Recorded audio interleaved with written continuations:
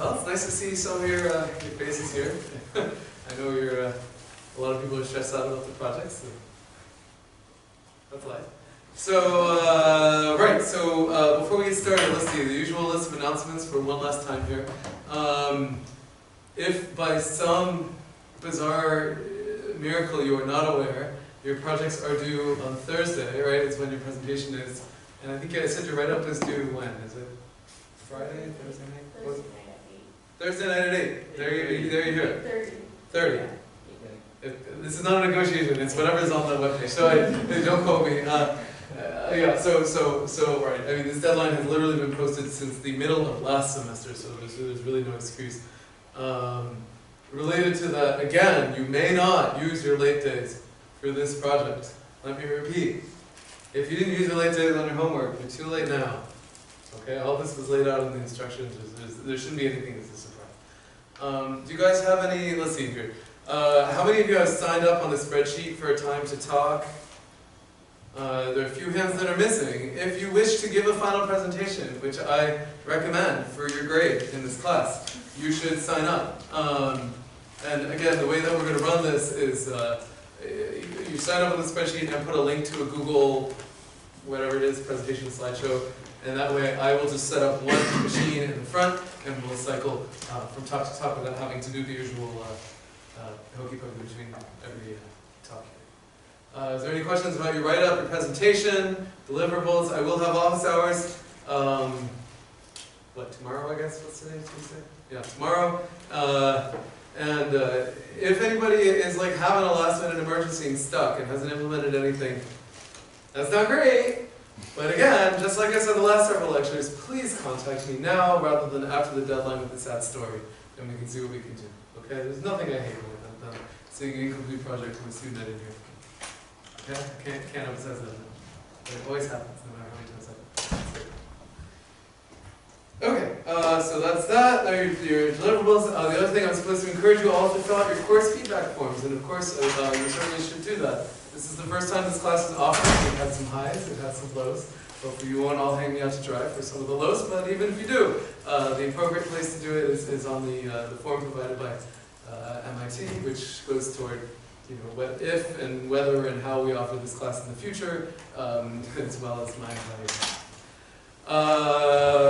That's all I have on my end. So if there are no other questions, then we'll have one last lecture. You guys have a quiz at the beginning of next lecture because your instructor's stickler, and then your presentation. So that's basically your deliverables. Cool? We'll see. Maybe we'll be a little short today. We'll see how this goes. So, right. So, if you recall from last time, maybe we'll step back a little bit. Essentially, our very last task here involves this idea of consistent correspondence, right? That the last couple of weeks of this class have all been about given two or more surfaces or geometric objects in general, right? Some of these methods really apply for metric spaces. How can you find a correspondence between one and points in one object and points in another, right? And we went to all this different work to derive things like the ICP algorithm, to talk about quadratic assignment, and then even some of the more strange variations of this, right? Things like functional maps and probabilistic versions, which are all different versions of correspondence, right? That take two geometric objects and map between them, but they have this weird property that if I map from one surface, like surface A to surface B to surface C, and then surface C back to surface A, those might not compose to the identity, right? And what I argue to you guys, and whether you believe it or not, is sort of, like I said, a philosophical call, but I'd say kind of a reasonable one, that in the absence of other information, like in the absence of a real reason not to, you would expect your mapping algorithm to actually have this property, right? That sort of, if your mapping tool is inconsistent, like you compose maps on a cycle and you don't get the identity, then you should kind of have an explanation why. Like, why was that the most reasonable output? And otherwise, probably certainly from kind of a semantic standpoint, you might assume that everything maps to everything else in kind of the same way. Yeah? Incidentally, mathematically, it's not even clear if this is possible from like a sort of the space of spaces point of view. Like if you consider the set of all shapes itself as a geometric object, then you can only consistently map if there's no curvature, right? We talked about curvature as sort of deviation around cycles. There's a really interesting question, which is, can we understand the curvature of shape space? But anyway, that aside, sort of the prevailing philosophy here is that you probably should have a consistent mapping tool, and if you don't, then you either made a mistake or you did something very smart, depending on how much you were thinking. Yeah. So anyway, does anybody remember what this term is called? If I have a completely consistent set of maps, so if I have n objects, then remember I can come up with n squared maps, and so what is the property that I'm after for that set of n squared correspondence between everything and everything else? Is that a name? It's, this thing is called cycle consistency, right? The idea that if I compose around any loop, like I take any path from the horse to the giraffe to the cow to the I've run out of four-legged animals. Donkey to back to the horse, then I should get the identity, right? And if that's true, no matter what cycle I choose, then I have a cycle consistent set of maps. Yeah. Cool. So last time we talked about some really simple algorithms for cycle consistency, and essentially the big idea here was like, I'm just going to make it cycle consistency kind of by fiat. Like I'll just extract n out of the n squared maps and throw away all the rest. And as long as I always compose among those n, then it's sort of cycle consistent just in the same sense that like, if I'm in a tree and I ask for the shortest path between two nodes, I'm guaranteed that it's unique, right? So similarly here, the shortest kind of set of maps to go from one object to the other, there's only one sort of path that you can use. So this gives you uniqueness. But the big issue, like we talked about, was that essentially one bad map will destroy an entire tree. Do you see that? So let's say that I'm doing ICP and I have a bunch of different views of the same 3D object, and I put them all in correspondence. And now, effectively what these algorithms are doing is sort of mapping A to B, B to C, C to D, whatever, and then just kind of composing all those maps and put them in the same frame. But if one link in that chain is broken, then what happens? Well, even if all of the maps to the left of that link are correct, and all the maps to the right of that link are correct, that one broken link will globally screw up the communication between those two pieces. Right? So there's a big instability there that's caused when you use these kinds of spanning tree techniques. Yeah. So what are different ways to improve that? Well, one might be to find really, really reliable methods for identifying these bad maps, these maps that screw up a chain, right? And the other one would be to somehow correct maps in a more intelligent way, right? To sort of iteratively fix points that you're pretty sure are wrong that you figure out from consistency. Yeah? So in terms of the sort of first direction here, one thing you might do is say, okay, typically I have a piece of machinery for detecting when a loop is inconsistent. Do you see that like, it's easy for me, like if you give me a bunch of maps as permutation matrices, I can multiply them all together and just check if I got identity or not. Right? And so that task, this is what we call the forward problem, is quite easy. Just given a set of maps, checking if it's consistent. Right? So the tricky problem is sort of saying, well, if a set of maps is inconsistent rather, right? How do I detect that? Well, I keep, composing around cycles until I find a cycle that somehow doesn't get me back where I started, right? But if that happened, then my hypothesis might be that at least one map inside of that cycle was bad. Do you see that? Somehow there's some edge in this graph that I want to throw away. But that's not the information I have. All I know is that among the different edges in a given cycle, one of them is not so good. Right? So I haven't quite solved my problem.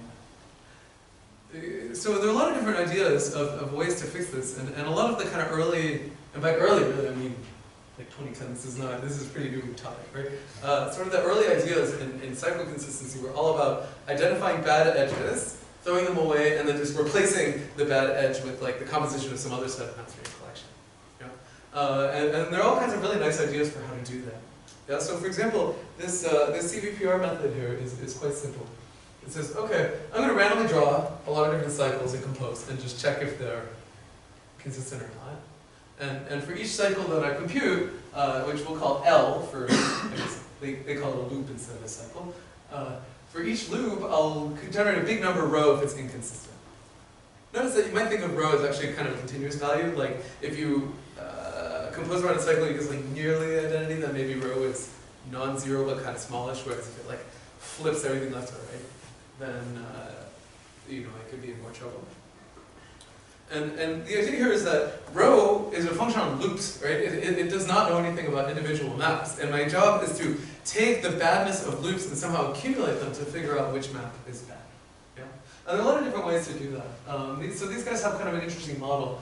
The idea is that I'll have sort of two latent variables that are both binary, one of which, this x sub L, is 1 if my loop is bad, and 0 if my loop is good. Yeah? And then I have x sub E, which says is 1 if the map is bad, and 0 if the map is good. Yeah? And so I write down a couple of axioms. It's sort of, a loop is bad, is bad is the same thing as saying there exists an edge in that loop such that the edge is bad. Right? The edge itself is inconsistent.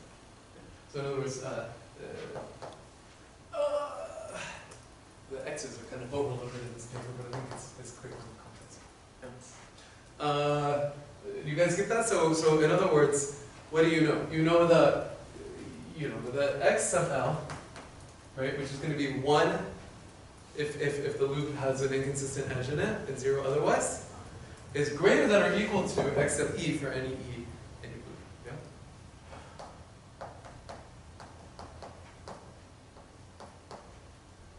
And so that's the first hopefully the first constraint here.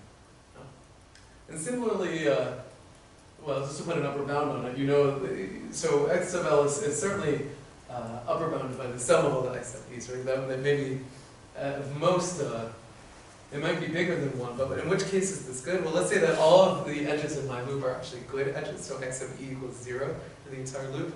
Then I claim that I want the x sub L to equal 0 as well. Right? So that's what the second constraint is. And of course, what I'd really like to do is solve the binary problem where I just set things to 1 and 0, but as is pretty typical and as we've seen in previous lectures, a pretty common trick is to relax our constraint to the interval between 1 and 0, and now this becomes a linear program. Right? So your objective says, I'd like x sub L, these binary variables that tell you whether a loop is good or not, to kind of coincide with when rho is big, right? Because rho is the measurement of how inconsistent a loop is. And then simultaneously, I'm going to assign one number per edge that tells me how confident I am that is a good edge. Right? So in a pipeline like this, what I might do is solve this problem to give me one weight per edge in my graph of maps. And then what am I going to do? Well, if that weight on a given edge is very small, or very large rather, right, then I'm pretty unconfident in that map, and I just remove it and replace it with compensation. Yeah? So this is sort of one way to sort of put a global picture on top of this method that we talked about before. Right? The first thing we'll do is to globally try and detect which edges are bad from a loop consistency standpoint, and then maybe compute something like expanding tree. And at least there's some notion of global optimality here, at least for this problem. Incidentally, you can get in a little bit of trouble when you try to deduce which edges are bad, given only a consistency measure on mass. Yeah? In particular, let's say that I'm mapping between humans, right? So here's Raphael, here's Kelsey, here's Danielle, yeah? And in particular, let's say that I label, this is, I forgot who this was, but Raphael's left hand and right hand, yeah? And let's say that I follow a map, and by accident, this flips him backwards. So now I have left and right, like that. And now let's say I have another map. What am I going to do?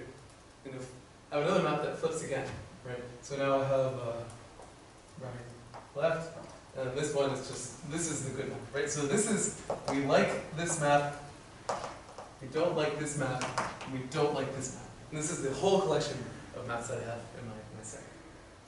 You don't like your last one? Oh, no, you don't like going from... So notice that this map here takes left to left and right to right. Mm-hmm. I've cleverly made it so that they're looking at you, right? So their left hand is this way. Right, so this map is somehow orientation preserving, and these two are both orientation reversing. Is this set of maps cycle consistent?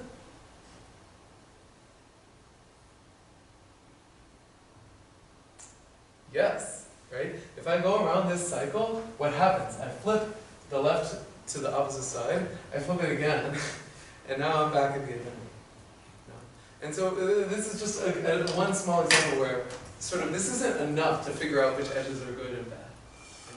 And so you can ask questions like, well, what went wrong here? Like if I introduce a fourth person, right? Like now I take Malcolm and I add him to the picture and I map him to everybody else here. Does somehow, like, can this issue go away? And the answer is no, right? And so what you need typically is some condition that sort of says, I don't have two adjacent bad maps. I can't like flip and then flip again, right? And so there's some careful thinking that goes on about this. And the current theorems about it are quite weak. There is one which sort of, it's all about the relationship between consistency and accuracy, right? That sort of you can have a consistent set of maps that's inaccurate, right? That doesn't align with what you really wanted. And so the question is, under what conditions might you have a consistent set of things that implies accuracy, right? And so one of them is provided in this paper where essentially what they say is that a collection of maps is almost accurate if in any 3 cycle, right, so I take any set of like the 3 surfaces among my whole collection, I compose those maps, at most one map is bad, right? It's a very strong condition. It's kind of tricky to construct a set of bad maps that is almost good. But you can in some cases, and so for example, in this one, this would not be an almost accurate collection because you can see there are 2 bad maps in one 3 cycle. So if you have a collection of maps and that never happens, then you call it almost accurate. And then it turns out essentially that the algorithm in this paper is quite simple. It just says, okay, well if that's the case, then I can use something very similar to what we talked about here and prove that it detects bad edges and can fix them. And so in practice what this algorithm does is, typically these kinds of papers, they like prove a result about a very special case of what they really wanted to solve, and then they check that it works in that case, and then they have all these heuristics for what to do when that fails. So in part 2 of this paper, essentially they iterate this procedure. So they sort of identify bad edges using the program that they know works when they satisfy this almost accurate property. They fix those edges. Well now, like maybe this bad edge also is in some other cycle of maps. I put Tom in the picture here, and these are both good maps. Well, what do I know? Well, now I can detect this bad map from this 3 cycle up here, right? Well, so in one iteration of my algorithm, maybe I remove this map from my collection and replace it with this composition. Now this map becomes good, right? And now this 3 cycle is no longer, no longer problematic. See that? So this is an interesting kind of theme that somehow there's some weird mix between discrete and continuous mapping. Right? You detect where stuff is bad using kind of nice smooth ideas from differential geometry. You're composing maps and doing all this kind of crazy stuff, and then the discrete thing comes in that you're like iterating over this graph a bunch of times to detect bad edges and fix them one by one. Right? And so the assumption of a lot of these algorithms is that hiding underneath any one of these graphs is some subset of edges that are good. And as long as you never take a good edge and make it bad, then everything just kind of keeps improving, right? And that's why sort of these greedy techniques are reasonable. Right.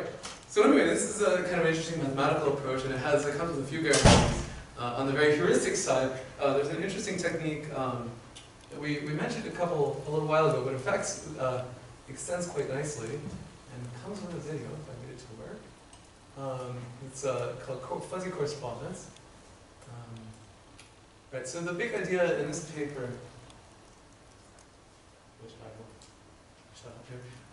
the idea is like I have a big collection of shapes. Here in this case they're playing with like chairs and airplanes and so on. And maybe I'm trying to navigate my data set, right? Like I'm trying to, I highlight, a piece of my airplane and I'm searching my data set for other airplanes with a similar weight or something like that. And so you can imagine that the consistent mapping kind of makes sense here, right? Because what I'm doing is trying to extract a bunch of things that are closely related to each other. Yeah, and so what they do behind the scenes in this method is what they call fuzzy correspondence, where they say like, between all of these different chairs, I don't expect there to be a bijection from one chair to another. If nothing else, they have different topology, right? But at some scale, there's a map, right? Like taking I'm pointing to my arm as if it's the same. Like taking arms of chairs and mapping them to arms of chairs would be a reasonable map between segments rather than pieces. right? So their goal is to sort of extract a bunch of fuzzy maps that, at that level of granularity, are consistent.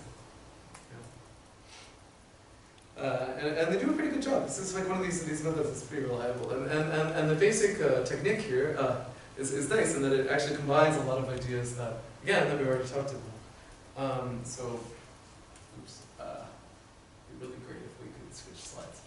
Aha! Right, so the idea here, unsurprisingly, is inspired by clustering. Right? These algorithms we've already talked about. So the big idea here is, which is totally obvious in retrospect, sort of, is that, you know, what's one way to get consistent maps? So one way to think about it is that, let's say that I have a bunch of surfaces, whatever. I'm going to draw a lot of bad stick figures today. And on every surface, I compute a reasonable set of like descriptive functions. What does that give me? That gives me some notion. Remember, we can talk about, for example, self-similarity, right? So if I have a descriptor here, then it might match the descriptor there. But it also gives me similarity between this guy and like that point here, right? And so on. So what could I do? Well, I could construct a really big matrix, which is nk, do I have big N and, where n is the number of surfaces and k is the number of points per surface.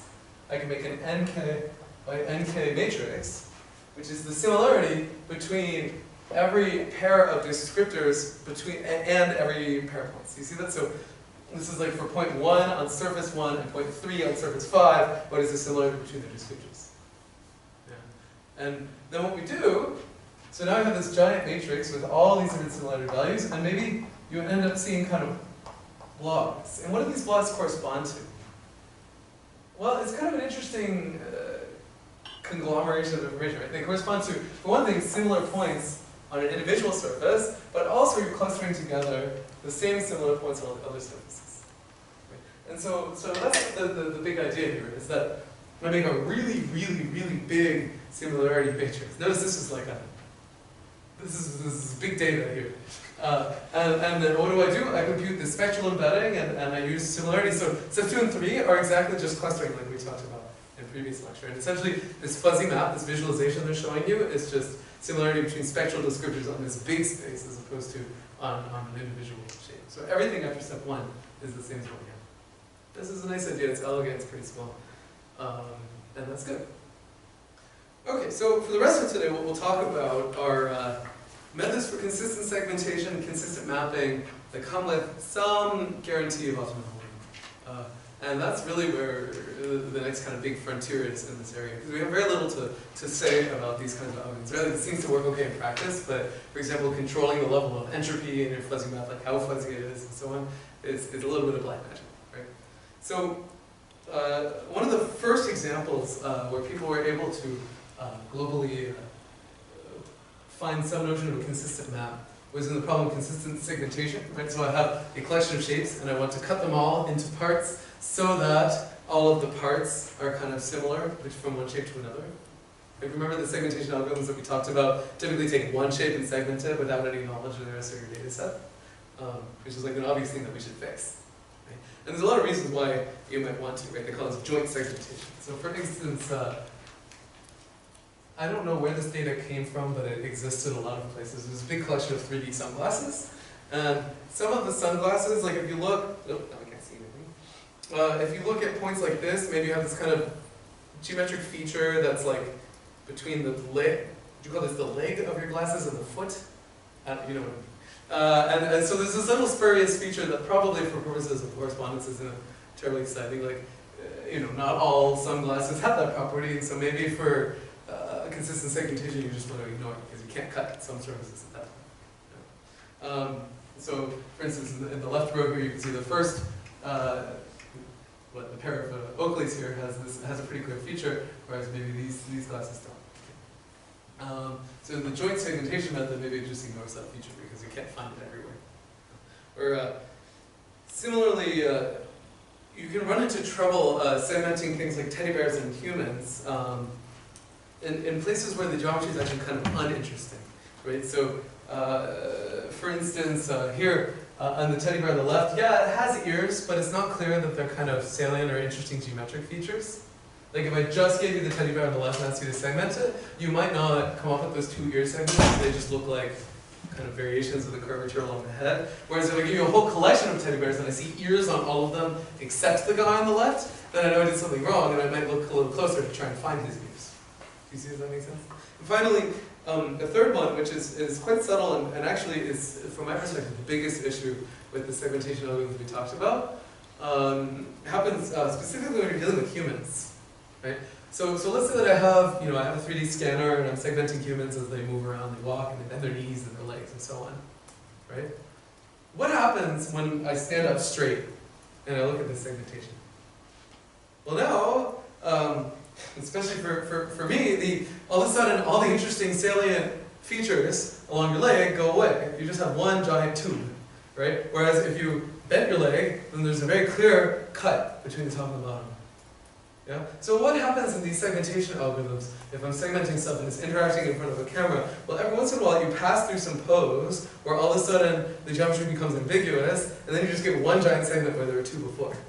Yeah? And so that kind of inconsistency is quite problematic, right? So like if I'm using, for instance, I have my segmentation tool, I'm using it to place skeletons inside of 3D models, which is a pretty typical application in computer animation, then I want to find the knees. and using typical segmentation things like what is it, normalized cuts, some of the other stuff we talked about, you simply won't. Like that won't happen. So it may happen in actual 3D scans because it turns out we have knees even when we're standing straight up, but certainly in 3D models where everything is ideal and smooth, then it's quite challenging. Yeah? Right, so the way that these folks got around dealing with issues of consistency is to deal with the problem of segmentation specifically rather than worrying about mapping. This is sort of the first initial approach into some kind of globally optimal technique. Right? And so in particular, in this joint segmentation work, the big idea is that, remember we talked about this randomized cuts algorithm before, where they say like, well, k-means depends on my initial guess. So what am I going to do? I'll just run k-means a million times, get a million different segmentations, and somehow the ones that agree are the good segmentations. Well, instead, let's say I just kept around every segment that I saw from every run of k-means. Right? So now I have a bunch of different segments that all disagree on the surface and in potentially different ways. So they all can overlap. I can have some segments, so maybe when I segment my arm, maybe sometimes it sees my elbow and sometimes it doesn't. So sometimes I have two pieces and sometimes I have one. And I'm just going to keep around every single one of these. So they're an overdetermined set. Right? Machine learning would call this dictionary learning. And now my job is to find a subset of those segments on all of my collection of surfaces that's consistent from one surface to the next.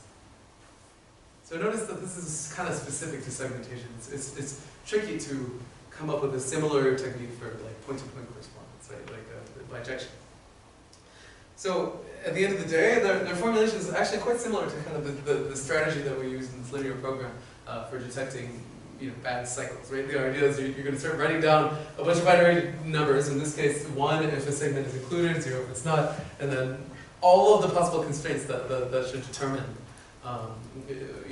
this set of values. Right? And so for instance here, well, you might say that on every surface, so every point, should be covered by exactly one segment, right? So if I sum over all of the segments that cover a given point, remember this is overdetermined, I should have a constraint that sum equals 1. If I have a binary variable that's 1 if the segment appears as 0. Yeah. Similarly, maybe I don't want little tiny segments, so you can come up with this sort of, there are all kinds of different classes you can come up with that. Essentially just say, well, if the surface area is very small, or if somehow adjacent points all get different segments, then I should punch that. And then all that's left is consistency. And so the way that these folks did it, which is kind of tricky, is they actually run a mapping algorithm between every pair, right? And then you can say, well, what is consistency? It's sort of like saying, okay, if I have a map from A to B, and I have all these binary variables on B, right? Now I can pull it back to A, and sort of get a different segmentation of A, right? And I can just ask that they agree. And since my variables are not the maps, this becomes a linear constraint. In other words, I'm going to take my segmentation and just kind of push it forward under a map, and then write down all of the same segmentation constraints that I had before, just on the other side of this, right? And then this gives me cycle consistency in a nice way. So at the end of the day, I don't think it's worth highlighting the details of this method because it's been replaced so many times. But the high level trick here is you put a binary variable for an overdetermined set of segments, the constraint that only one segment touches at any given point, and then you actually compute maps that may be inconsistent pairwise between the surfaces and ask that the segmentations kind of be preserved one to the next. That's a nice trick.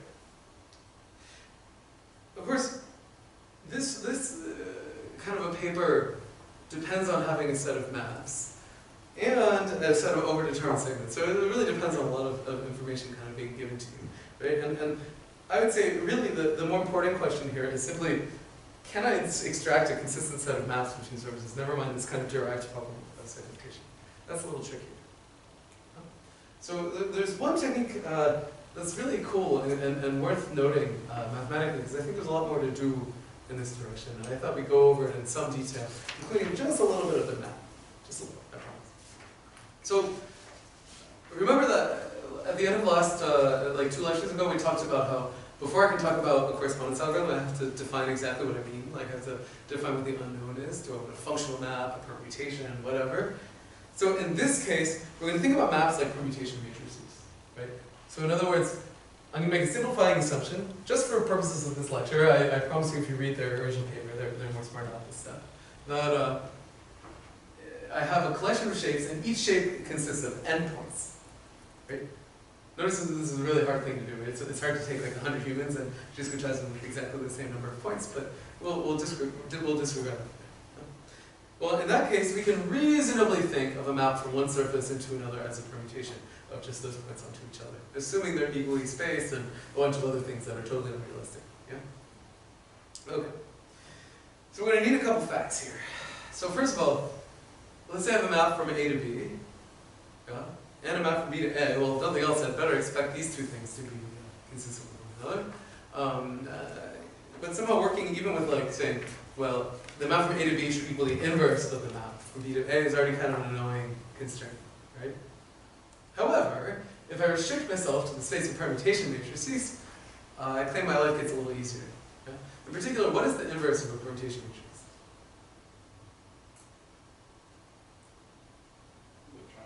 Yeah. This kind of a Madonna thing going on here. Yeah, it's the transpose, right? In particular, like what are the non-zero entries of a matrix like this? Well, if I have, remember a permutation kind of like, you know, phi of k gives me sort of where k ends up in the ordering, right? So if I think of this as like a reordering of the numbers 1 through n, right? Then the non-zero entries of the permutation matrix are exactly in this list of positions, right? Well, if I want to permute backward, what would I do? Well, I just kind of swap these two things, right? And so really, it's quite easy to see that the inverse is equal to the transpose for a permutation matrix. Okay.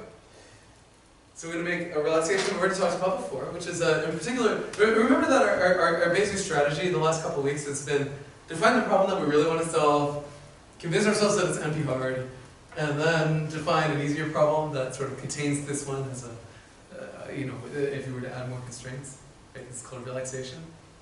So in this case, optimizing over the space of all permutations is an unpleasant optimization problem. Right? In particular, if there are n points on a surface and there's n factorial permutations, and so choosing one of those n factorial permutations given some arbitrary objective function is probably not something you want to deal with. Yeah? And in fact, if you're somehow okay with n factorial, remember that in fact n factorial times the square of the number of surfaces you have. Yeah? So this is a really, really big set of unknowns because you have pairwise maps between every pair of objects. Cool? So one relaxation is to notice there are a couple facts about permutation matrices that are always true. In particular, if I sum any row of a permutation matrix, I get 1. You see that? Because everything is mapped to something. And similarly, if I sum every column of a permutation matrix, I also get 1. Right? In other words, every source has a target, and every target has a source. Yeah, that's what permutation says. Okay. And furthermore, my permutation matrices are non-negative. Yeah? Right? They're 0, 1. They're also upper bounded by 1, but if you upper bound the sum of something by 1, and it's positive, then you get that for free. Yeah? So one thing I might do is say, okay, solving optimization problems where my variable is a permutation is quite hard. So instead, I'm going to relax, that's the key, the operative word here, to the set of matrices whose rows and columns sum to 1 and that are non-negative. And these are called the doubly stochastic matrices, is the name of this set. It's also called the Birkhoff polytope, by the way, fun fact. And the nice thing is that this set is convex, right? If I average two matrices whose rows and columns sum to 1 and are non-zero, I'll get another one for which that's the case. Yeah? So somehow, now all of a sudden I have this little toehold into convex optimization, and I would argue that this relaxation actually is kind of a reasonable one. Right? What it's saying is essentially every source point might get mapped to like a linear combination of target points, which does actually make some sense, right? It's sort of saying that maybe our permutation isn't so good that I have some sampling issues. Yeah? So you can even kind of convince yourself that it's okay to make this relaxation. In fact, if I solve a linear objective in my matrix and I constrain it to be in the Birkhoff polytope, then necessarily I'll get a permutation matrix back. I'll actually convince yourself of that. Alright, so our basic setup here is going to be that we'll be given n shapes, each of which is sampled with m points. Okay? And our job is to extract consistent mapping between every single pair of these objects. Cool? Alright, so and in our case we're going to think of a map. Remember, we always have to talk about what is our unknown as one of these members of the Birkhoff polytope, as a doubly stochastic matrix. Okay. So we've talked about a single map as a matrix, right? So how do you think so now I have n squared maps. How do you think I'm going to represent my collection of all of these different maps? Anybody have any ideas?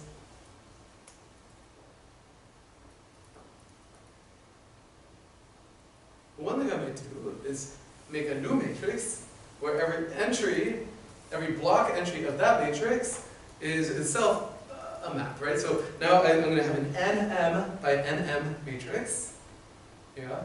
And if I think about this matrix in m by m blocks, then each block is the corresponding permutation from one object into another. Does that make sense to everybody? Because if it doesn't, you're not going to enjoy the next 15 minutes of our discussion. Yeah, excellent. Good. So good. So let's say. So do you follow why a single map is a permutation matrix? So like, for instance, let's say that I have 2 points in domain 1 and 2 points in domain 2, yeah? And I have this map, right? So 1 gets mapped to 2, 2 gets mapped to 1, right? Then my representation of that will be like 1, 2, maybe I'll call this 1 prime and 2 prime.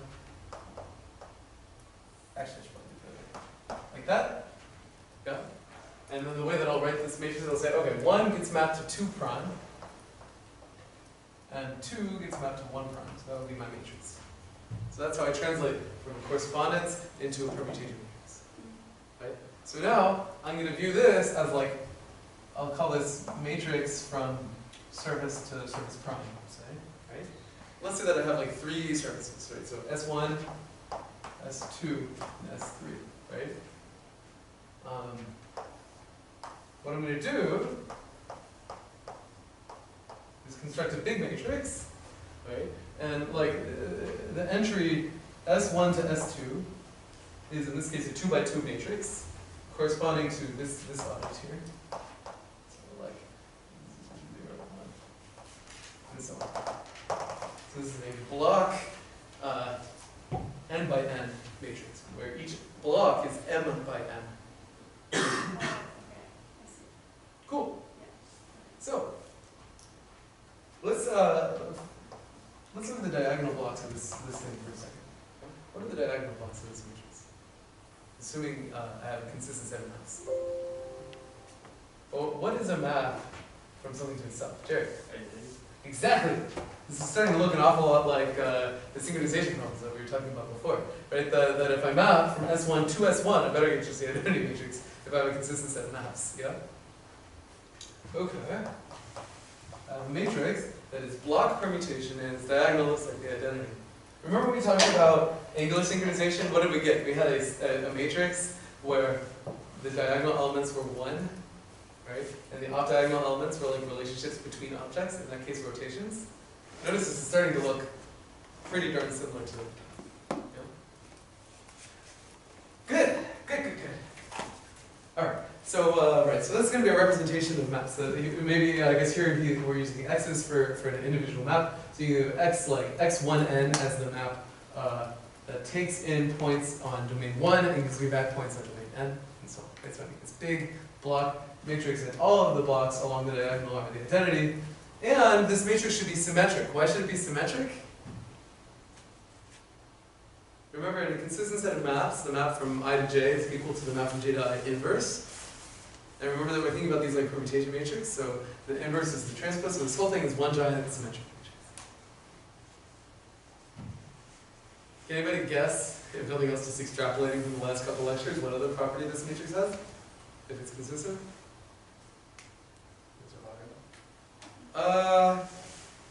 Yeah, it's orthogonal, but you can come up with slightly more useful ones for your optimization.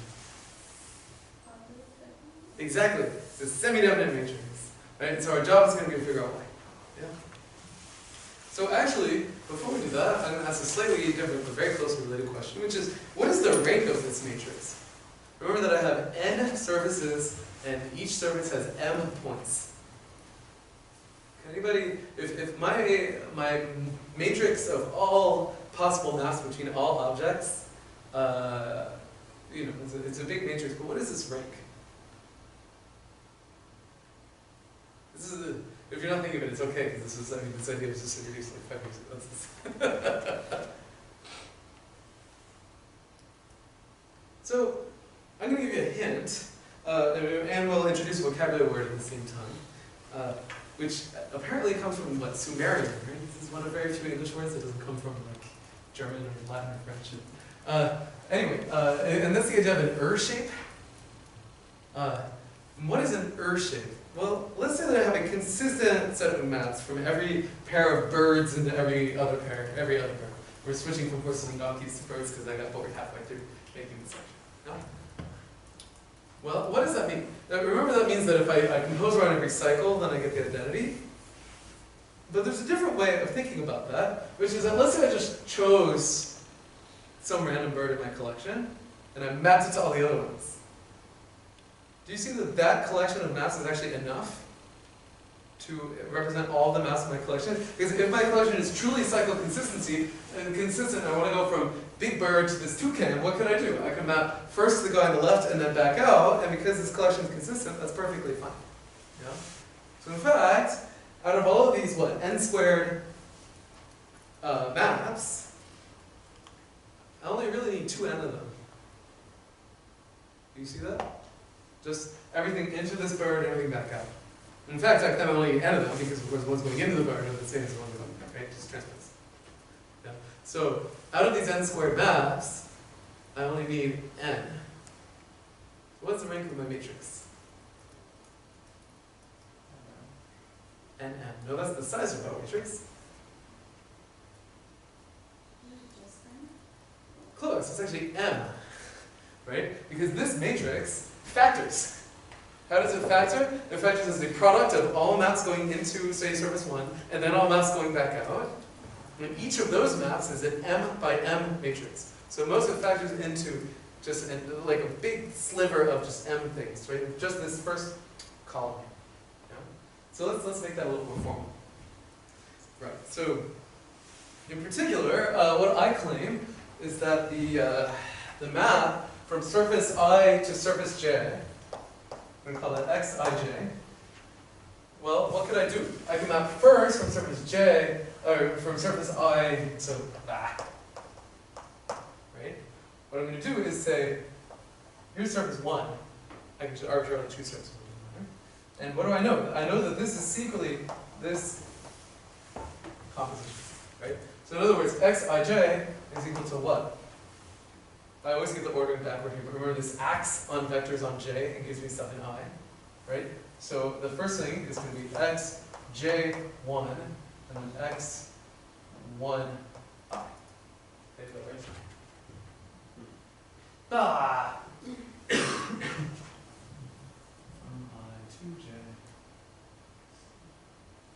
Oh yeah, he's right. I'm sorry. Okay. This is from I to j. So if I want to go from I to 1 and I have some vector sitting over here, that's what I'm thinking about it. So v currently sits on I, and now it wants to go to 1. So I'm going to multiply by x, I to 1, and then it goes from 1 to j. So now I'm left multiplied I, 1, j. And that is on the board because remember that I, 1, j and I, j, 1 are transpose j. Okay. So what does this mean? Well, let's think about it this way. Let's say that I make this giant matrix. Oh, I wrote on the board sitting on the bottom. Okay. Right. So let's say that I make this thing. Let me make sure I do it right. 1,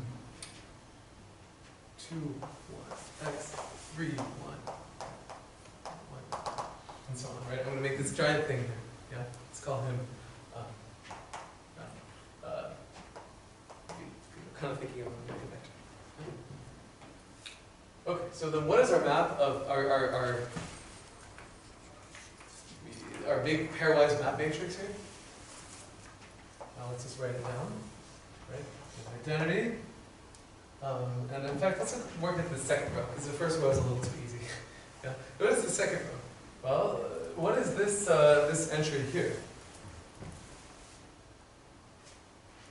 Well, you can think of it like x, 1, 2. So it would, oh,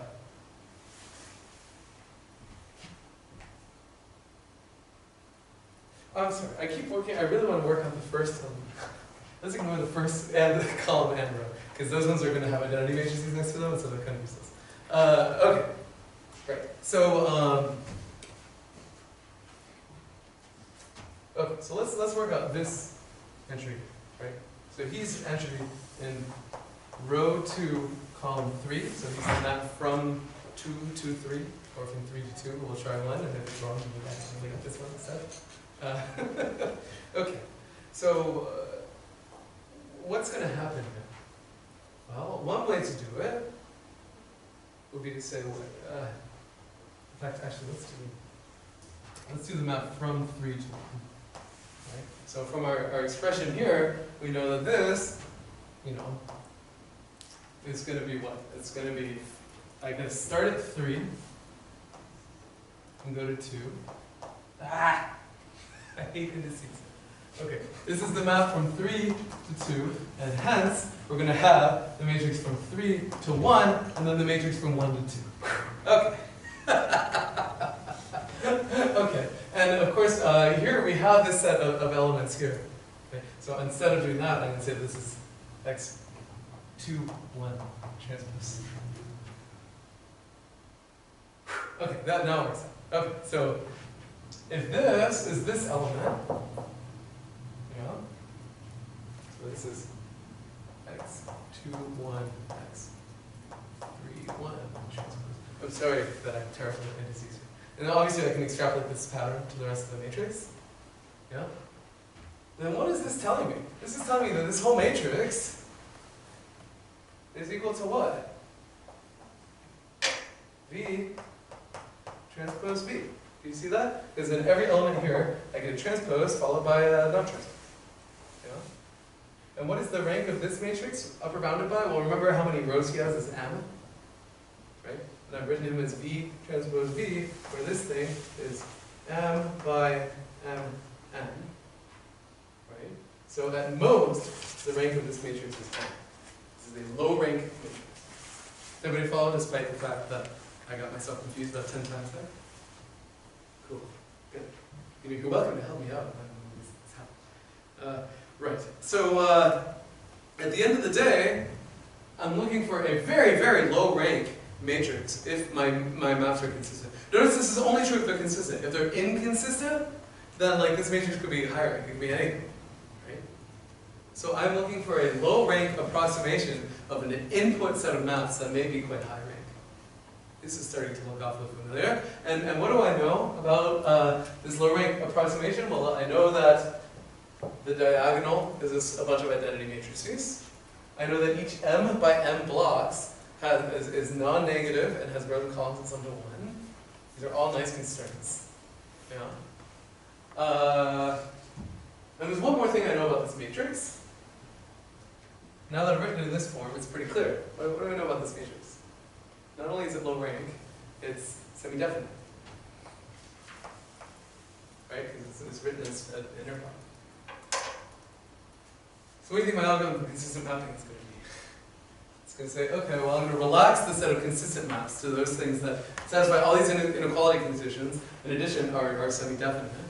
And I'm going to ask to approximate a collection of input maps, and what will come out with very high probability is a set of consistent maps, which is quite cool. So, we need one additional fact here. And this one actually is kind of a surprising piece of information. It's really kind of a non-trivial piece of information. So in case you can't read the screen, that's okay. Right. So the idea here is that we're going to have a bunch of maps, phi ij, and we're going to think of them each as permutation matrices. Right? So each phi ij has an xij sitting underneath it. And we're going to come up with 3 equivalent conditions for cycle consistency, assuming that these things are permutation matrices. And it turns out that all 3 of these conditions are equally good. This is a little surprising, actually. Right? So the first one is that it's cycle consistency, and in fact we'll define cycle consistency for now to just be consistency on 3 cycles. It turns out to be good enough. That's essentially all that's hiding in this box up here.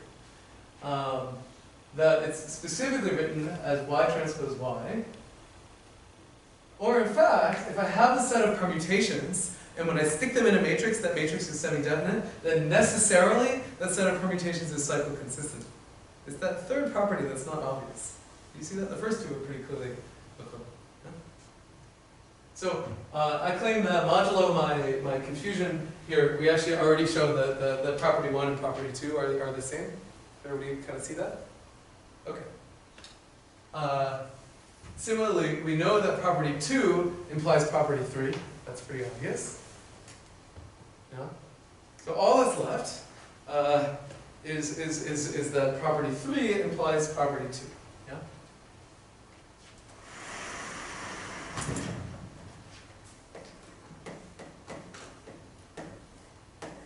Okay. So, right. Any ideas how we're going to do this? I didn't either. I had to read this paper. Yeah? What?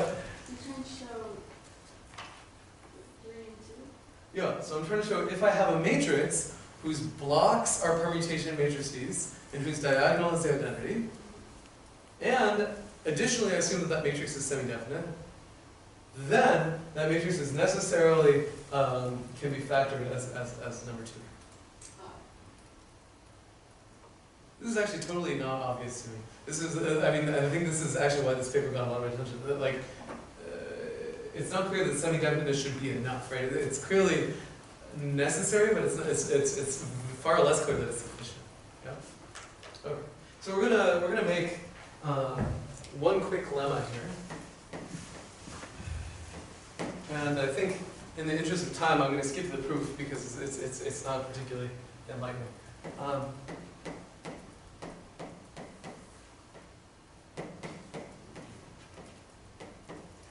So, our lemma is, let's say that I have a scalar value x, and I know that I put 1s everywhere else in this 3 by 3 matrix.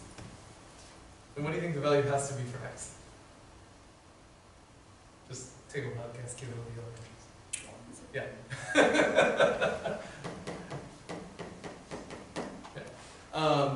So this is the lemma that we're not going to prove. I think you can all do it at home because it's essentially just computing eigenvalues of a 3 by 3 matrix. There's nothing. It's an annoying calculation, but you just follow your notes to figure this out. Okay. So right. So that turns out to be the one little piece of information we need. So what we're going to do is we're going to define a matrix D. And this is going to be a block diagonal matrix, and the entries are going to be the maps from surface 1. So this is like I, and then x, 1, 2, like that. Cool. So So remember before we had that vector v, which was each of these things kind of concatenated together? Here we're just doing slightly different gymnastics, right? Rather than concatenating them together into one long vector, we're going to put them as blocks along the diagonal of the matrix. Cool? Okay. So now, I'm going to define a new matrix, x prime. So is that 1 to 1n or is it I to n? 1 to 1n. So remember, like when you talk about consistency, you can always just choose a source. So we're going to assume that our source is sort of 1. It's not really assumed here, it's just we're going to decide that it is. Yeah? So now I'm going to define a matrix x prime, which is equal to d, I said d, I wrote x. D x d transpose, like that. What do we know about x prime if x is semi-definite? X prime is also semi-definite. Yeah. By the way, we're never going to have greater than or equal to. It's always going to be semi-definite. I'm terrible at drawing this little sign, so if you can't tell, that means semi-definite. Cool? Alright, so what does x prime look like? That's our question here. Well, if you think about it, I should probably leave that there.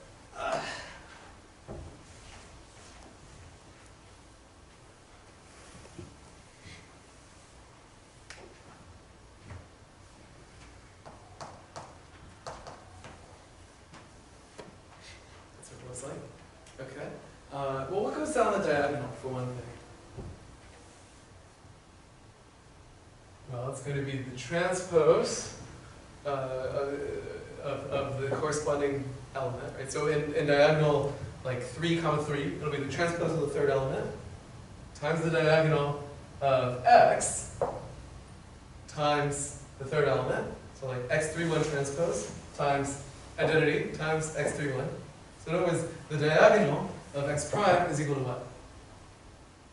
Just a bunch of identity matrices.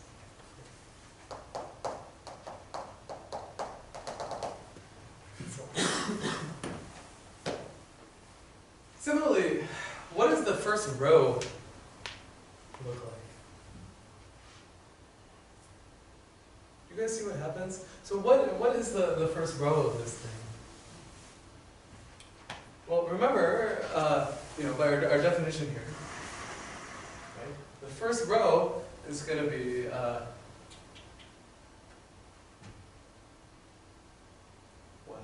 okay, so I pre-multiply by d. So I pre-multiply, what is the first kind of row of d? It's the identity. So I pre-multiply the first row by the identity. That doesn't do a whole lot. And then, what does it mean when I post-multiply the matrix by a diagonal matrix? This is like weighting the columns, right? And remember, what are the column weights? They're going to be the xi's transpose, right? So what is the second element here? Well, okay, so the first row of x is x12, right? And then I'm weighting it by the transpose here. So what do I get? I get x12 transpose. Similarly, x13, x13 transpose, and so on. You see that?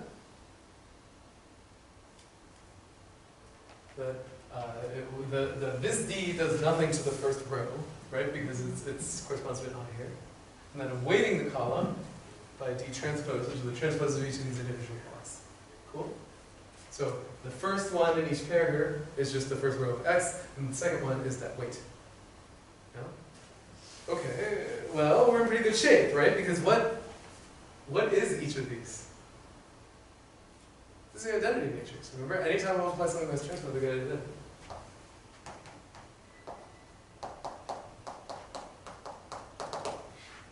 Similarly, if I kind of flip this argument sideways. Okay. So I have this kind of interesting matrix where the first row is all identity matrices, the first column is all identity matrices, and the entire diagonal is a set of identity matrices. And this matrix is semi-definite. Can anybody tell me what this matrix has to be?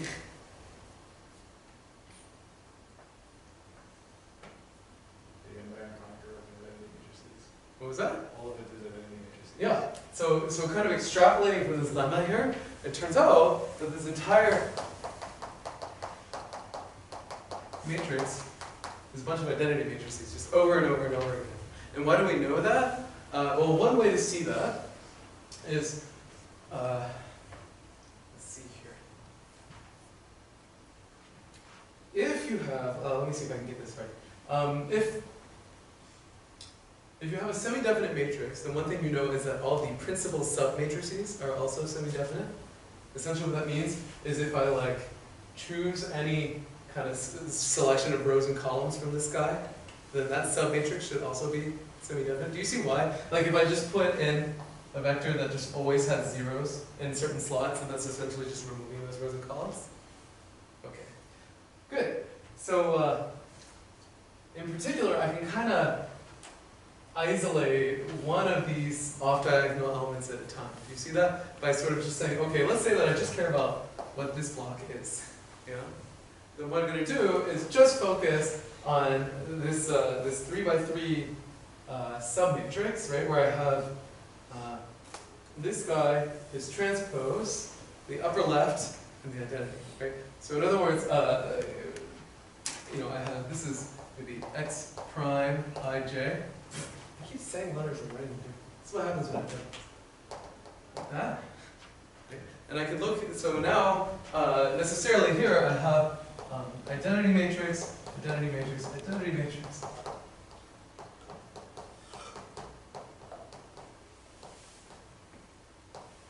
And x,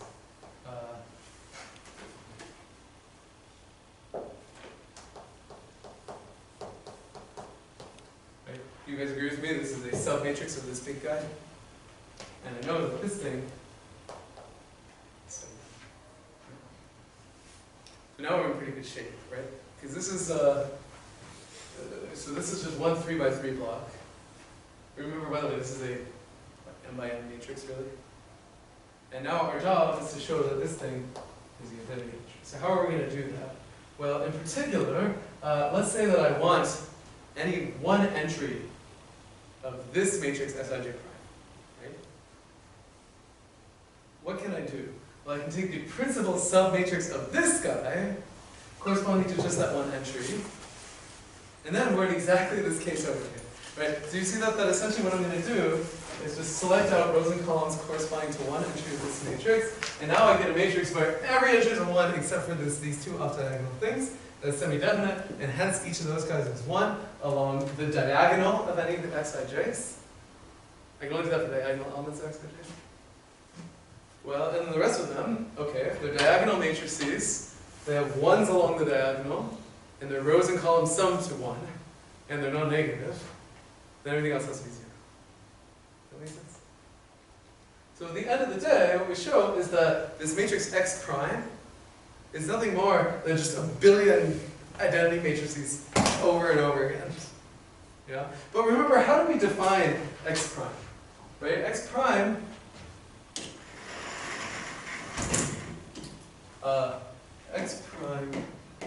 element ij, well, what do I have to do? I have to first take an element from D, then an X, then a D. Yeah? So, in other words, what I end up with is X 1j times X I, shoot, I got the wrong. Yeah, no. 1. Yeah? This is a big triplet. And this thing is the identity. Yeah, so in other words, what happens? Right, this I can get just from reading off the blocks of that giant matrix of all identities. Yeah? Okay. So in other words, right, X j is written in kind of a funny way, but we'll just finish it up.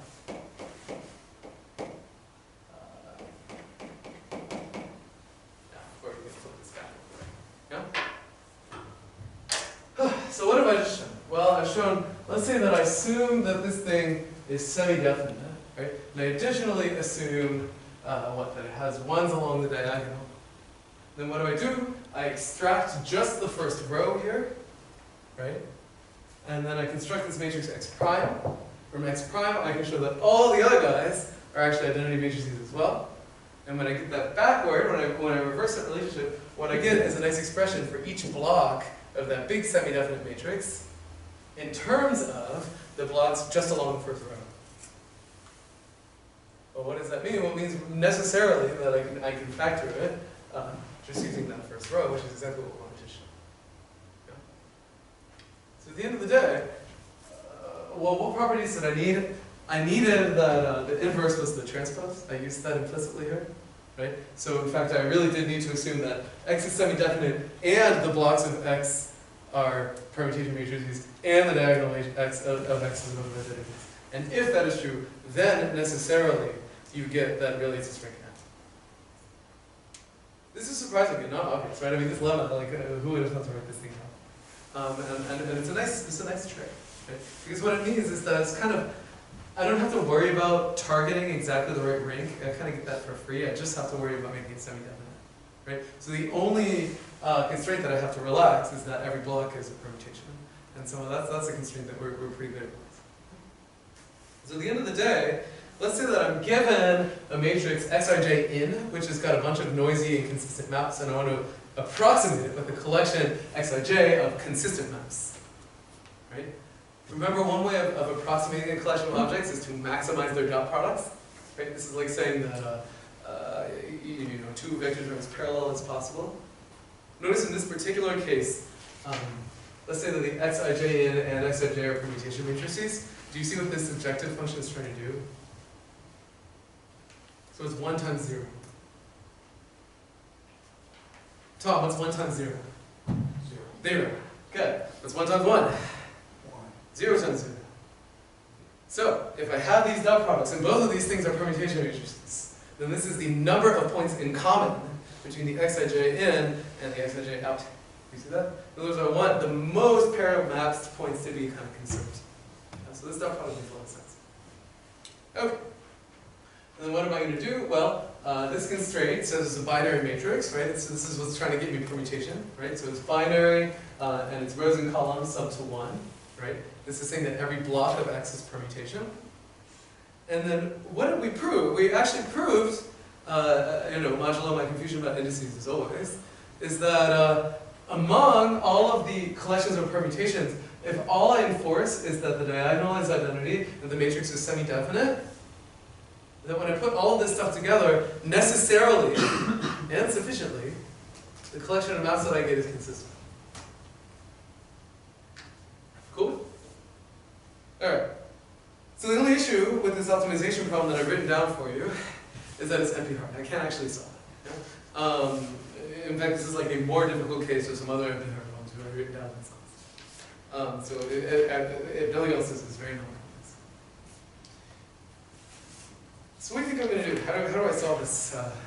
How do you solve this problem? Well, I relax, right? I take my constraints that are difficult and I just throw them away because I don't know what else to do. Yes, Andre. So is the problem that you are constraining X to be integers 0, 1? Exactly. So you want them to be close. Exactly. Yeah. So all I'm going to do is say, okay, I can't have a binary constraint. This is a non-convex problem. This is a very fancy way of encoding a set of permutations. You know? Well, what is the convex relaxation of that first constraint? In other words, what is the convex hole? Like this is the smallest convex set that contains X equals 0 and X equals 1. What does convex mean? It kind of means it contains all of the stuff in between. 0 blocks and strings. Yeah, so it's just the interval between 0 and 1, right? That's obviously the convex hole of this binary constraint. So what do? Well, an equivalent thing, again, is just to make it greater than or equal to 0, because I also have this constraint. So this is a convex, in fact, the closest convex relaxation with the problem that we have here. Well, this is a convex problem, so I can solve this. And I'm guaranteed to get the global optimal of this problem. And under very weak circumstances, it turns out you often get lucky, and actually you will get the consistent set of maps under some condition on how inconsistent your set of maps is.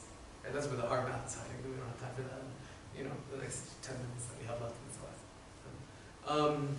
But in terms of implementation, this is actually quite simple, right? This is a convex program. You can put in your favorite piece of software, CVX, IP up, whatever.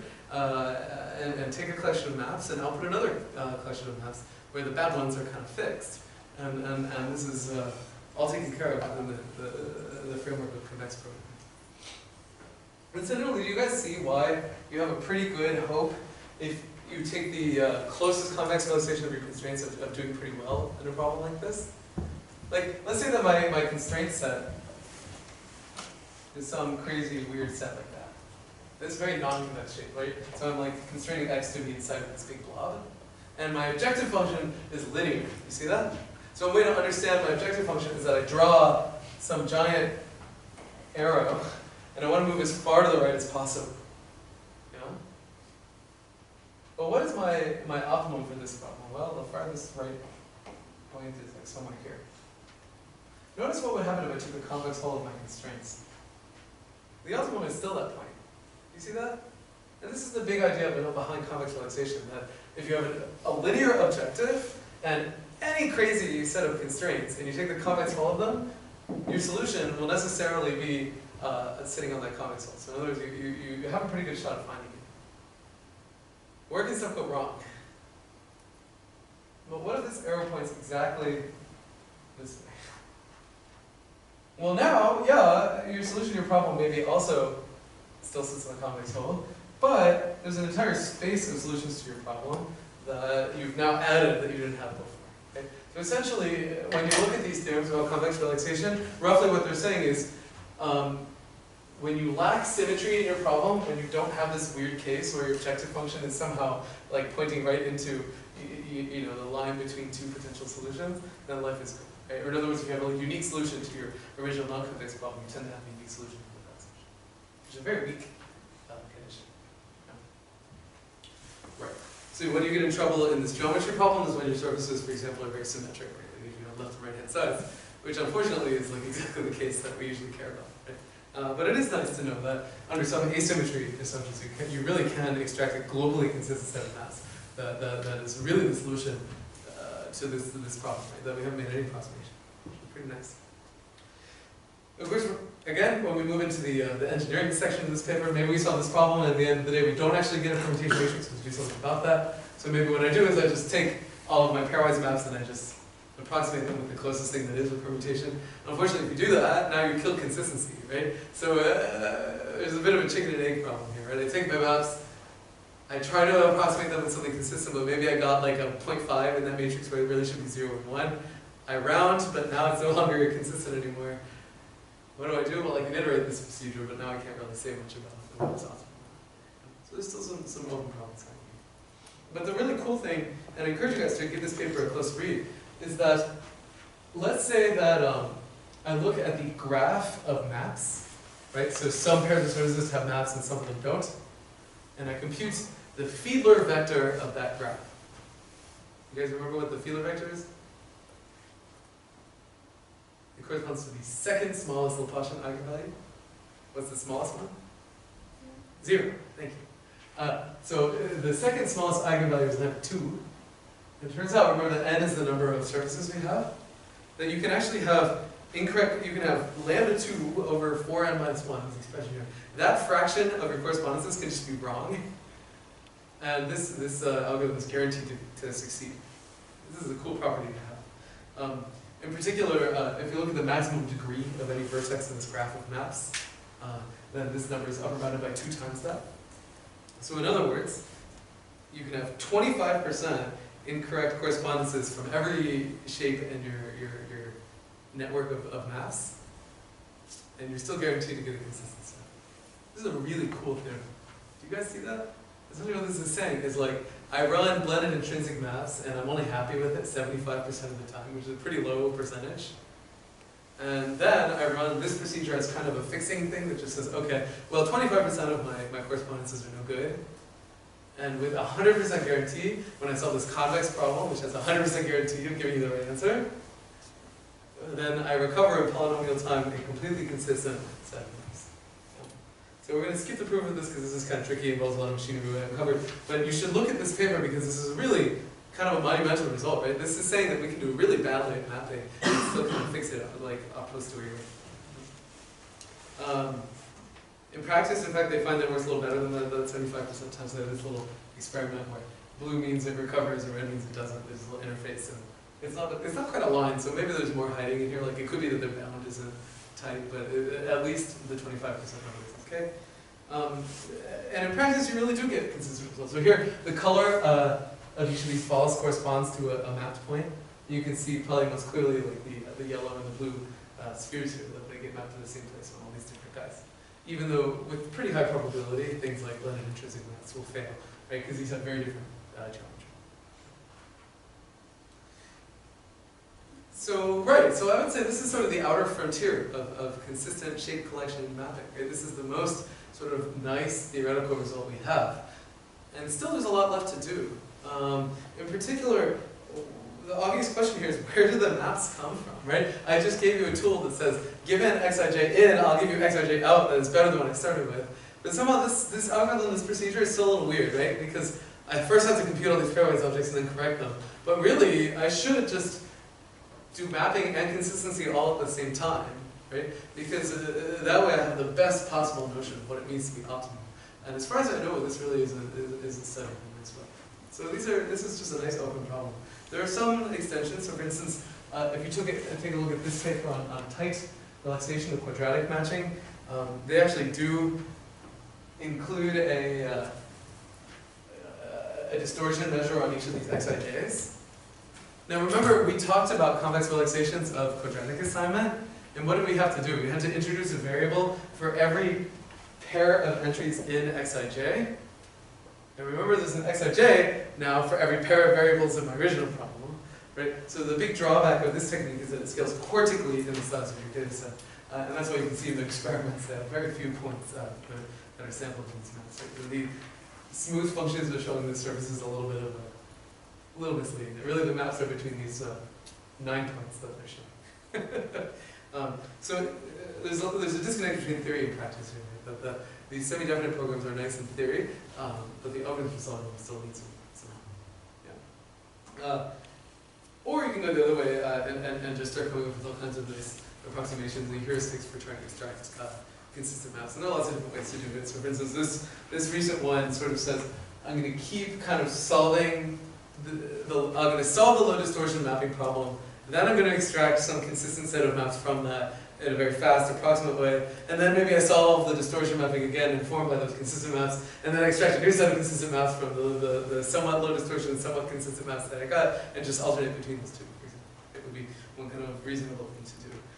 Or in our paper, we sort of build a low rank approximation into some algorithm for mapping, but this algorithm itself is not kind of, so we can't say much.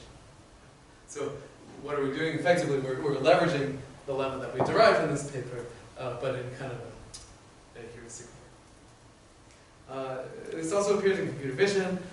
In fact, just recently, of course, this was introduced into the deep learning literature, as are most things eventually, for sort of understanding what it means to have a consistent machine learning or computer vision system, which is kind of interesting, right? Like, when you come up with descriptors and so on for images, there's no reason why, when you choose the closest point in descriptor space, why you should have cycloconsistency, right? Because you might actually include cycloconsistency as a term in your training machinery to kind of help improve the overall behavior of your system. So with that, we're going to conclude our technical portion of this class.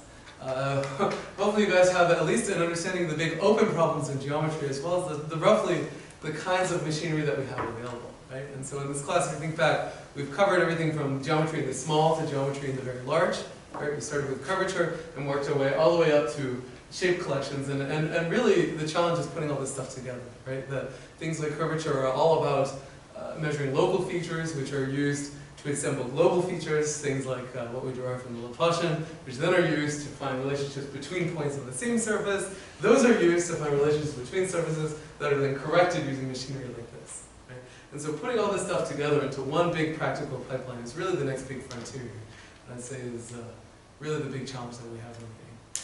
So anyway, with that we'll stop. So remember a reminder that on Thursday, all of you guys are supposed to present your projects, and looking forward to hearing about all the stuff that you're doing.